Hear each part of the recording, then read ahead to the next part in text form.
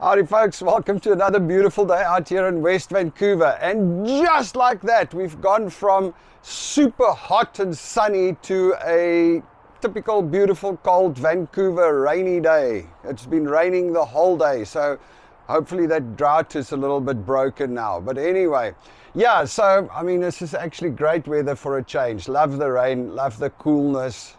It was, although, you know, the sun and the heat's also good.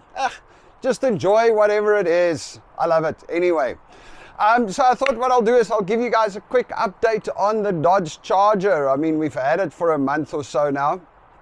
And in all honesty, we haven't done that much yet. We've been just looking at different options and looking at prices. I've driven the car quite a bit. I think I've driven it about 900 kilometers. It's gone to Seattle. I took it to Seattle, and then me and Connor went to the US with it as well. So it's just over 900 Ks. It drives like a charm, really nice. The other day we took it in for a quick service at Canadian Tire, and they did a brake check and a check on the whole thing, and they say the car is in good nick, nothing to worry about, everything fine. It cost us 97 bucks for an oil change and all the checks. So, and all the fluids topped up and everything. So overall the car looks great. Obviously the body of the car is in a bit of a shape, you know, there's lots of nicks and scratches and dents. So what we've done is we were thinking about spraying it, respraying it, and we were going to get quotes or maybe wrapping it with vinyl.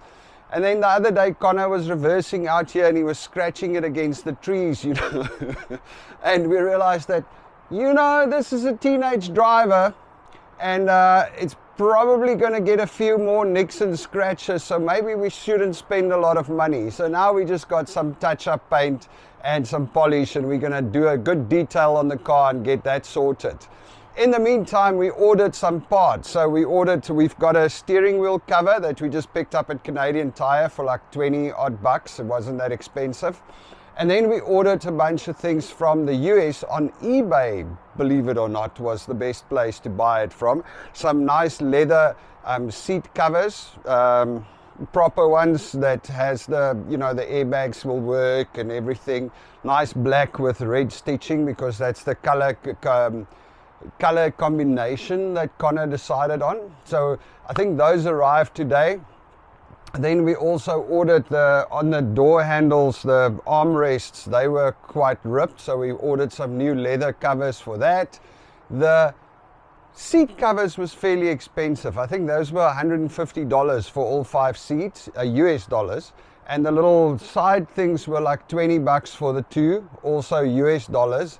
And once again, I mean, I couldn't order it to have it delivered here because it's like 20 bucks for the 2 covers plus $30 delivery, and then there's import duties and all kinds of crap. So I'm just having it delivered to my post box in the US in Blaine, and I'll drive through and go pick it up next week or sometime when it's there. So we ordered the side armrests, we ordered the seat covers, we've got the steering wheel cover.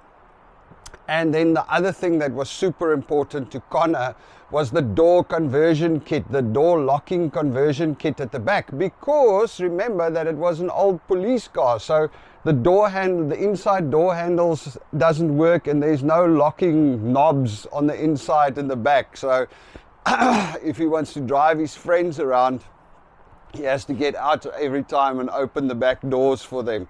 And apparently that's a big problem for a teenager. So we ordered the conversion kit, and that was weirdly enough the most expensive thing. I mean, that was like $200 almost. I don't have the exact numbers. I'll actually put it in the spreadsheet and show you guys later. But anyway, that was about 200 US. It's a full kit that you need to basically take the back doors off. We'll record when we do it. It's a little bit of a mission, because you've got to maneuver these things through and then hook it all up, put the new knobs, locking mechanisms in, and hook it all up to the handles. So we'll see. That's going to be an interesting one. It has arrived, so I just need to go and pick it up once again, also in the US. Then the only other things that we're going to do for now is we were looking at the center consoles, to just buy a new center console, and you can pick one up for about 160 bucks Canadian, ranging up to about $400 for OEM one, you know, a real one, to, you know, it's like, but it's not great. It's like the cheap ones are pretty shoddy, and then the other ones are actually, yeah, it's not great. So we actually decided we're going to build it ourselves. I'll take a video of that as well. That's going to be interesting. But the idea that we have is that we are going to take cardboard first, make a pattern of how we want this thing to look from the sides, and then you can buy these carbon fiber sheets and carbon fiber resin and everything. It's not that expensive, and you can pretty much shape anything out of carbon fiber. So that's the concept. We're going to take this whole thing and we're going to build a center console that works for Connor. So in other words, it's going to be a little bit higher because he's tall, so he can have his elbow, rest his elbow on the center console when he's driving. We are going to put a charging kit, you know, this wireless charging thing in the center console, so that if he dumps his phone in the little thing, it automatically charges. I don't know, there's a whole bunch of ideas. We're going to still try and figure this out and see where that goes.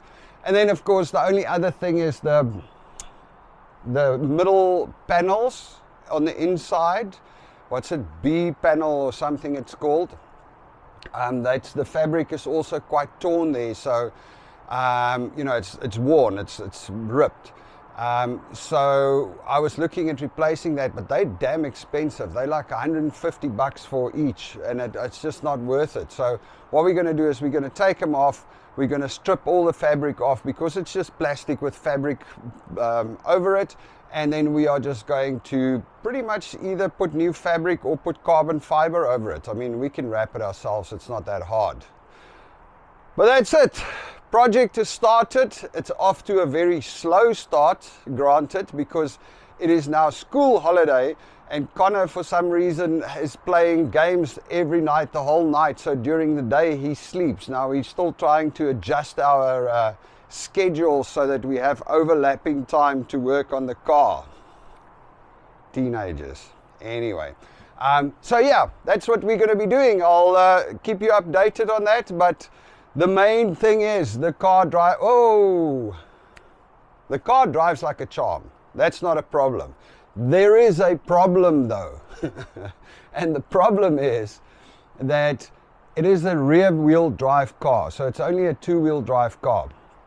And I've forgotten that this driveway of ours is so steep. I mean, the all-wheel drive Ford Edge sometimes struggles to go out there, and when it starts snowing and getting cold and icy, it can't get up there unless, you know, it struggles, it spins. Now the Dodge Charger even when it's not cold and icy, it already spins. So when we reverse up the driveway or we drive up this driveway, the car goes, so it loses traction because it's such a steep driveway. So that was something I did not think about when I purchased the vehicle.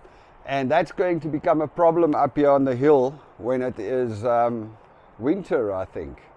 So we're probably going to have to make some space and clear down there so Connor can park down there, because he's definitely not going to be driving in and out of here when it gets cold and rainy and icy and snowy. Hey, that's just one of those things we'll have to overcome. All right, folks, you all must have an absolutely beautiful day, and we'll speak again soon. Cheers.